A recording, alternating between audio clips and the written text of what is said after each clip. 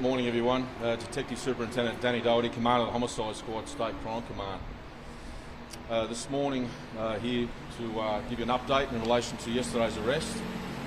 Task Force Erebus investigators, which are investigating a number of organised crime murders across Sydney and other serious crime.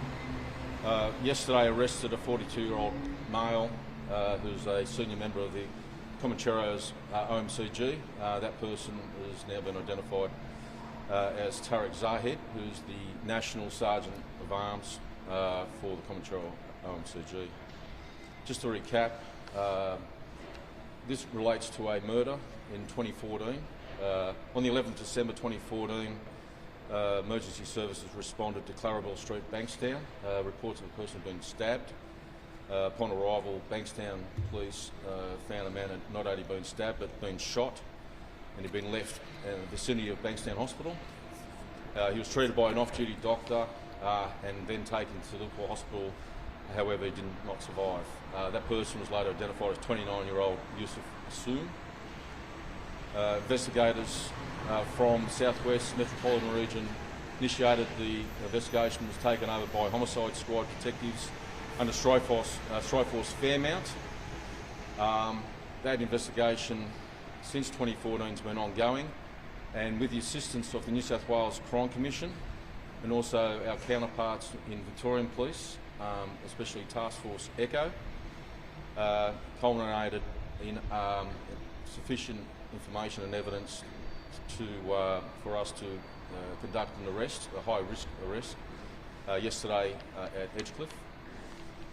Under Strikeforce Fairmount investigators with the assistance of Task Force Erebus, which had been reviewing this investigation with those other agencies that I've said.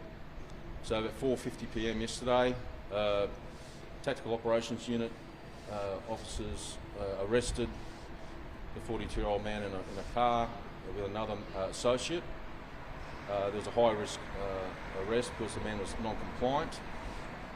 He was then taken to Surrey Hills Police Station and charged with murder and also kidnapping offence. The man is before the courts as of today.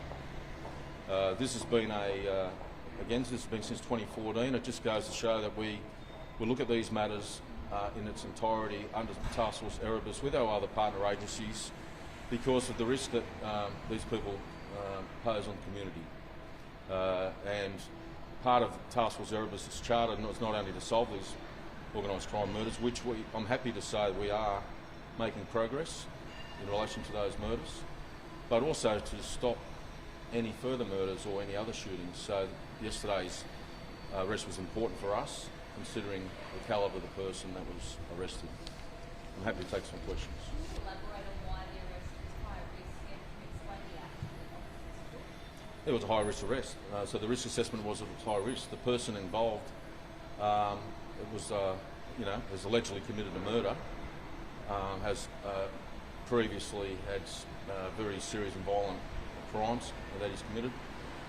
He's the National Sergeant of Arms for the Comanchero OMCG. He's previously been shot at himself, so he's aware and he's at high alert of his own safety, so we were concerned that he may be armed.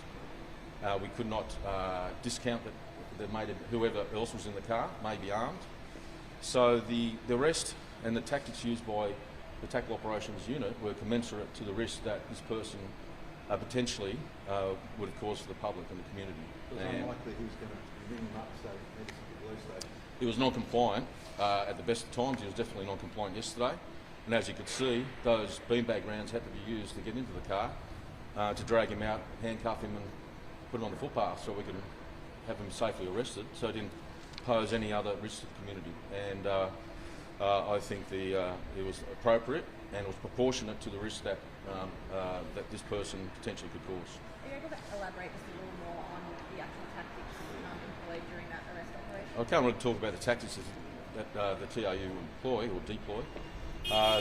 They had their own weapons and tactics that they use, and they decided this was the safest way to conduct the arrest. And end of the day, no other persons were hurt or injured, no police were injured, and the 42-year-old man that we see today. He was a bit battered and bruised and handcuffed on the footpath, but it was a safe arrest was conducted. And the beanbag rounds were, they deploy those tactics because he was being non-compliant when he get out of the car.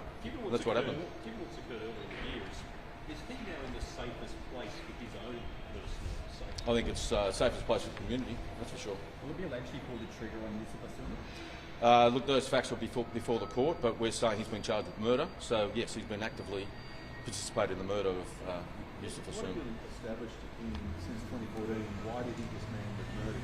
Without saying the full name.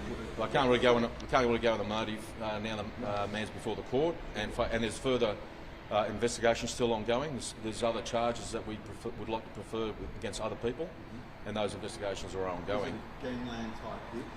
Well, it's considering the people that are involved in this.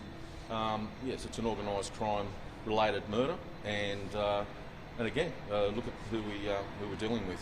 Tarek, you're looking at him. You've now got him in custody. Are you looking?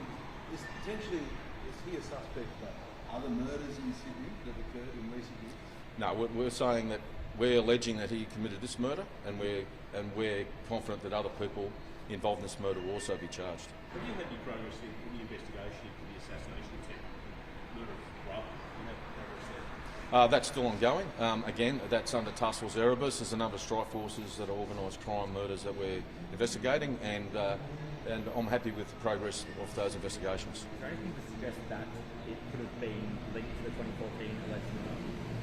There's nothing to suggest that at all. We're talking the 2014 of a completely separate incident. He had a bandage. Danny, was that? Sorry. He had a bandage wrapped around his head. Was that from his previous when he was shot, or was that from yesterday? No, he's look. You know, he's obviously, you've seen his social media activities. He's fully recovered as best as he could.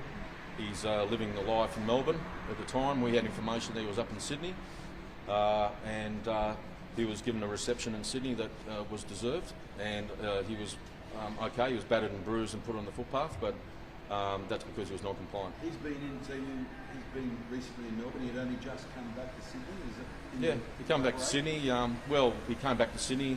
We had information that he was back in Sydney.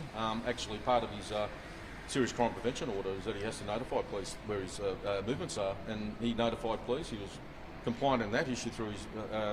So we knew where he was. Does it stun you that these people, you know, they're high-risk targets and they flaunt themselves on Instagram and look flashy? I mean, yeah. What does a hard-working policeman think about? Well, obviously they live the gangster life, the lavish lifestyle, and it's there on social media for them to show off. Yesterday, I don't think he was as comfortable being dragged out of a car after being hit with beanbag rounds and handcuffed, and I think he's exactly where he belongs, and he's in a cell, and hopefully that's where he stays.